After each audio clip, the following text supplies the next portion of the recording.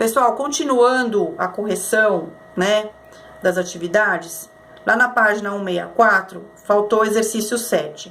Então, você tem lá um gráfico, né, falando de 3 espécies diferentes de esquilos.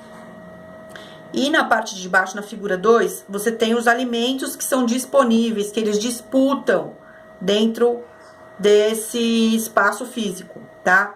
Então, lá vem a primeira pergunta. Com base nas informações fornecidas pelas figuras, dê 2 motivos que expliquem por que as 3 espécies podem coexistir no mesmo ambiente.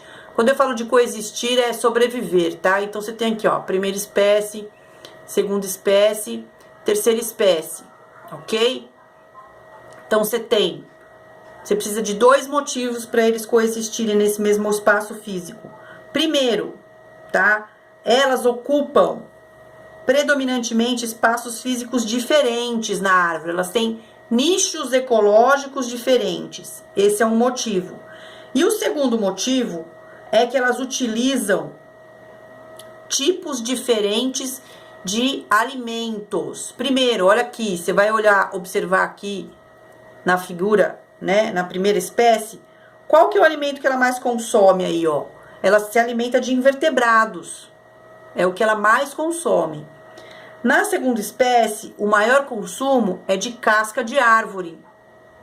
E na terceira espécie, você tem o maior consumo de frutos. Então, eles podem sim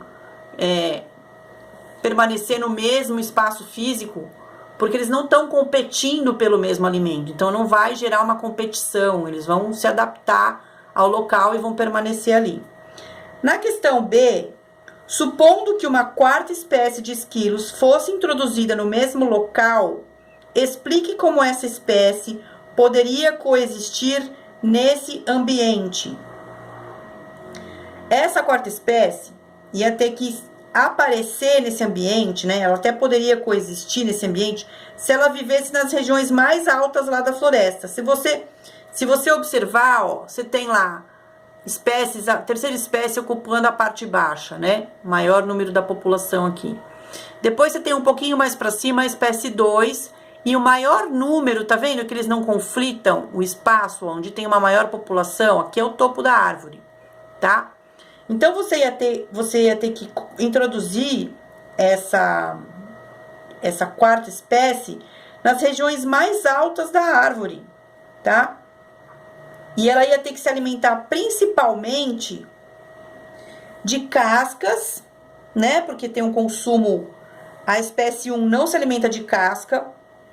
E a espécie 3 não se alimenta de casca também, né? A espécie 3 nem consome casca. A espécie 1 é só um pouquinho. Então, você ia ter que colocar essa 4ª espécie se alimentando de cascas e de folhas de árvores, tá? Que é onde eles interagem ali e conseguem conviver no ambiente, ok? Lá na página 167, tá? Nós temos também a aplicação do conhecimento, e aí vocês vão entrar em alternativas, tá bom? Então, aí tem um quadrinho da Luluzinha falando, a Luluzinha não, é a Mafalda, né? Tem um quadrinho aí falando a respeito de cadeia alimentar. Tenho que fazer uma redação sobre vaca. O que será que eu escrevo, Miguelito? A vaca vive no campo, ela come pasto, pasto e mais pasto, muito pasto. Depois a vaca vem para a cidade e a gente come ela. Pronto. Quer dizer que para você a vaca é o intermediário entre o pasto e nós? E aí? Qual é a relação, né, que está existindo entre... Ela está precisando fazer essa redação para falar da vaca, né, para colocar uma cadeia alimentar aí. Então, a gente tem que pensar que parte, né, uma parte dessa energia, desse alimento, sai da cadeia alimentar, né, na forma como que sai esse alimento dessa cadeia alimentar aí? Você retira isso, né? Através de fezes, através de urinas, através de gás carbônico, através de água, né? Isso são menores no homem, ok? Então, a alternativa correta aí, você tem a letra D de dado, ok? Na questão número 1, letra D. Na questão número 2, uma cadeia alimentar típica começa com a absorção de energia luminosa pelos fotossintesantes. Isso a gente já está mais do que sabido, tá? Nos níveis tróficos a seguir, a energia sofre variações conforme o esquema simplificado a seguir. Então, você tem aí seres fotossintesantes, depois você tem consumidores primários, ó, seres fotossintesantes, consumidores primários, consumidores secundários, consumidores terciários e decompositores. Tendo em vista que o fluxo de energia nos níveis tróficos apresentados e considerados em seu conjunto global das reações químicas, conclui-se que o nível de maior energia potencial é, olha só, os seres fotossintesantes não absorvem a energia do sol. Então aqui vamos supor que aqui tem um sol gigante e aí tá aqui ocorrendo a fotossíntese. Então você absorveu toda a energia luminosa. Então esse ser aqui, o fotossintetizante, é onde tem a maior fonte, tá? A maior fonte de energia, o maior potencial energético tá aqui dentro dos seres fotossintetizantes, tá? Porque ele absorveu tudo aquilo. Então ali tá sendo produzido. Então ali é a fábrica, ok? Vamos pensar assim? Aqui é a fábrica de energia, tá? Aí vem lá o consumidor primário, pegou um pouquinho dessa energia. Aí veio o consumidor secundário, se alimentou do consumidor primário. Depois veio o consumidor terciário, se alimentou do secundário. E depois o terciário morreu e os decompositores devolveram todos os nutrientes de volta para o ciclo. Voltou tudo para cá de novo. A plantinha absorveu e aí começa o ciclo novamente. Então, se você pensar que o fluxo de energia maior, né, a energia maior está aqui nos seres fotossintesantes, então você tem, tendo em vista o fluxo de energia nos níveis tróficos, né, então o maior potencial de energia tá aqui no 1, porque à medida que vocês, o alimento vai sendo, né, os consumidores vão sendo consumidos por outros, então aqui vai ter uma concentração X, né, de energia, aqui vai ter uma concentração Y, aqui vai ter uma Z. Então, esse daqui tem mais energia, o primário tem mais energia que o secundário e o secundário tem mais energia que o terciário. Quando ele chega aqui, a energia já acabou, dissipou a energia, ok? Então, a concentração maior vai estar sempre nos seres fotossintesantes, então, alternativa A, ok? Letra A, marquem aí. O terceiro exercício é um ecossistema que pode ser representado sob a forma de pirâmides ecológicas e tem o número de biomassa a respeito, o número de biomassa e de energia, tá? A respeito são feitas as seguintes afirmações. Em todas elas, os produtores ocupam a sua base. Em um ecossistema equilibrado, a pirâmide de energia apresenta a base maior do que a do topo. Então, vocês têm que desenhar aí, todos eles os produtores, ok? Cada um vai ter que fazer a sua pirâmide ecológica aí. Depois você tem um ecossistema equilibrado, a pirâmide pode ser apresentada numa base maior do que a do topo. No 3, a pirâmide de números nunca se apresenta na forma invertida. O 4, os decompositores são mostrados na pirâmide, pois não apresentam parcela importante no ecossistema. Assinale apenas a alternativa correta, né? Então, se você tem aí, você tem que ter duas alternativas corretas, tá? Então, você vai ter lá, pirâmides ecológicas numéricas podem depender das relações entre componentes predadores ou parasitas de uma cadeia alimentar, tá? E você tem decompositores que atuam em todos os níveis da cadeia, exceto nos produtores.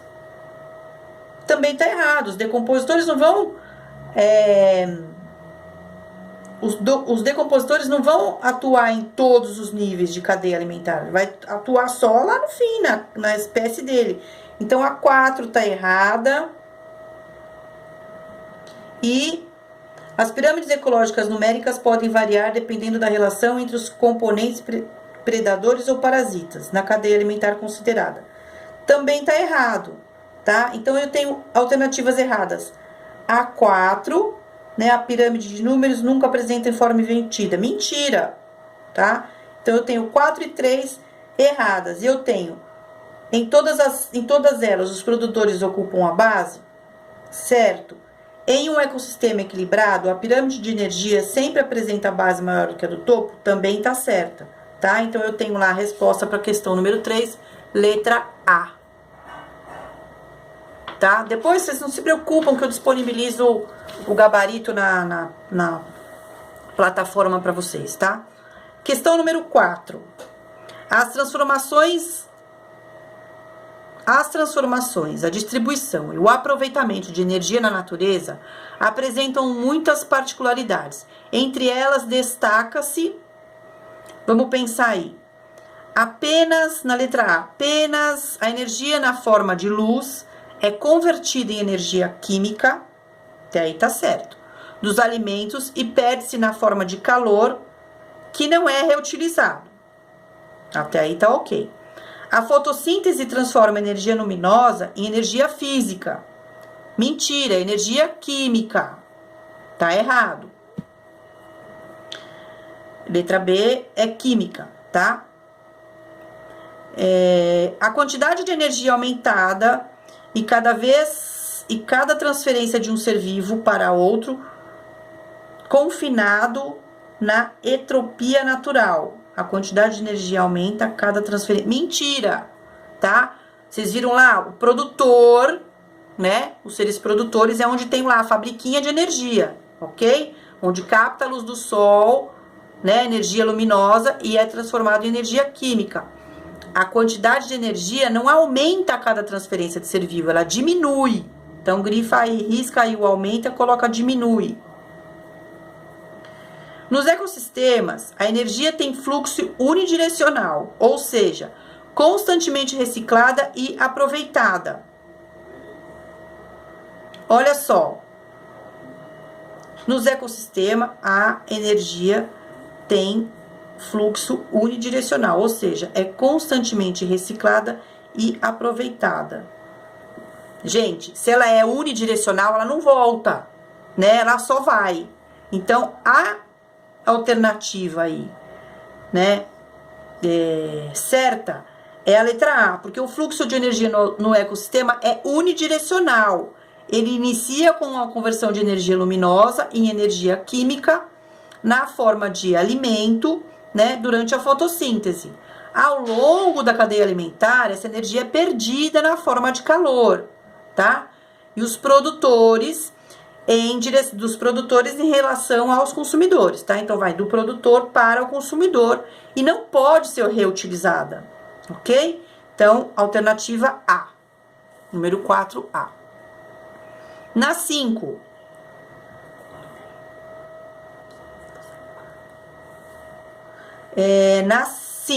com relação à biomassa, a distribuição de energia nos diferentes níveis tróficos, considere as seguintes afirmações. Na maioria dos ecossistemas terrestres, a quantidade de biomassa é invertida proporcionalmente à quantidade de energia química disponível nas moléculas orgânicas.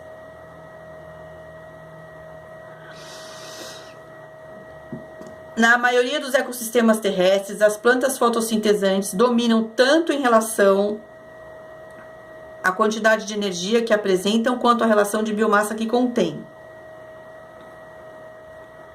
Na energia, na maioria dos ecossistemas aquáticos, uma pequena biomassa de produtores pode alimentar uma biomassa maior de produtores primários, tá? Então, a gente tem aí como resposta correta apenas a questão 1 e a 3, ok? A 2 está errada. Então, a alternativa aí é a letra D. Nunca se vai.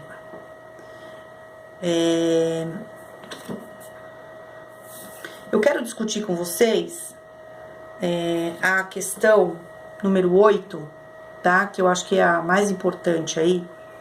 Então, a gente vai passar para lá, depois eu disponibilizo o gabarito para vocês das outras duas, tá?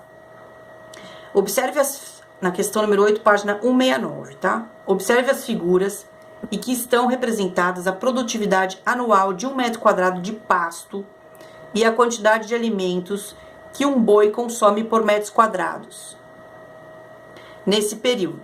Então, considerando as informações das figuras e outros conhecimentos sobre o assunto, faça o que se pede. Nomeie na sequência em que acontecem as transformações de energia que se verifica na cadeia alimentar representada nessas figuras. Então, você tem lá, né, energia luminosa transformando-se em energia química. Então, você tem 3 tipos de energia aí. Energia luminosa, transformando-se em energia química, que será transformado em energia térmica. Tá? Na letra B, o pisoteio no pasto faz com que 69,8% da energia produzida pelo capim. Por que a energia é produzida pelo capim? Porque ele é o produtor, tá? Não seja utilizada pelo gado. Cite uma estratégia que pode ser usada para reduzir o impacto resultante do pisoteio do pasto. O único jeito de você impedir que o gado pisoteie o pasto é manter ele lá em confinamento, certo? Então, você vai deixar o gado preso, você vai diminuir o pisoteio do gado, reduzindo, né? Primeiro você reduz o número de cabeças e depois você coloca o gado confinado, né? Preso lá no curral, ou você faz um rodízio de pastos, né? Você divide lá em 4, 5 áreas e aí você disponibiliza o gado no pasto 1 por tal dia, né? E no pasto 2 você manda pro outro lugar, né? Você vai fazendo um rodízio de pastos, aí a grama consegue crescer, ok? Na questão número 2, explique como os materiais pisoteados pelo gado retornam ao ciclo biogeoquímico, tá? Olá, lembra do ciclo biogeoquímico? O capim vai ser pisoteado. Se ele é pisoteado, ele morre, ok? E aí, o que vai acontecer? Se ele morreu, eu tenho ação de decompositores. Os decompositores vão devolver, sob a forma de gás carbônicos, água e sais minerais, para o solo, né? Aí eu vou ter a ação de quem? De bactérias, para devolver, para fixar essa energia no solo, junto com os fungos, né, que são os decompositores, e vão devolver isso para o ciclo, ok? Questão 8, letra C. Identifique a relação ecológica que se estabelece de modo geral entre o gado e os herbívoros. Justifique sua resposta. Eu tenho lá, ó, herbívoros, né, que são animais que vão se alimentar de quê? De vegetais, né? E o gado. A relação ecológica que existe entre o gado e os outros herbívoros que estão lá disponíveis na fazenda é uma relação de competição, porque eles estão competindo pelo próprio alimento, tá? Então, o boi, a justificativa, o boi e os herbívoros utilizam os mesmos recursos, né, de alimento. Então, por isso eu tenho caracterizado uma relação de competição entre eles, ok? Então, pronto, gente. Corrigimos a nossa atividade. E aí, na próxima aula, nós vamos estar entrando aí em ciclo biogeoquímico e vamos ver o que acontece, tá bom? Obrigado. E qualquer dúvida, vocês podem falar comigo na plataforma ou na próxima aula, falou? Obrigado.